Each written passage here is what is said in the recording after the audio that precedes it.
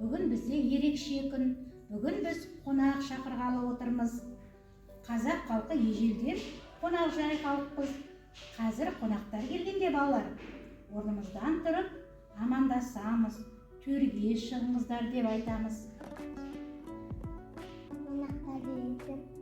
Қонақтар деген арнайы қонақ, қыдырма қонақ деген түрлері бар. Қонақтар келгенде етімізді асып, дастарханымызды жайып, бауырсағымызды пісіріп, қонағымызды күтеміз.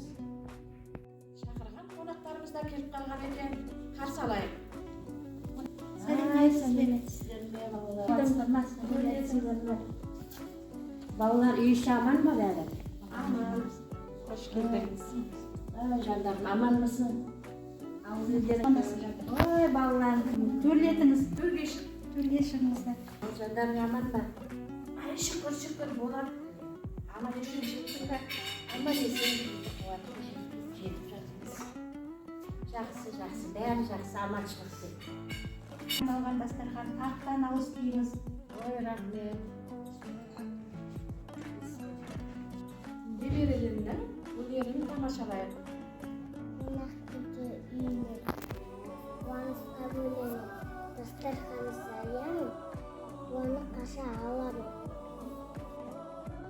Қонақ күту құтты.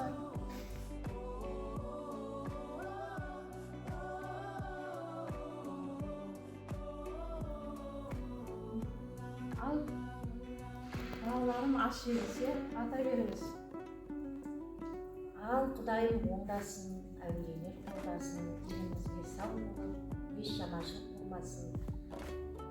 Адам батпасын, адам жерге жатпасын, дастархандарыңыз әрдайым молшылыққа жайылып, денсаулықтарыңыз мол болсын, қайда барсақ та алдымыздан ақ жол болсын.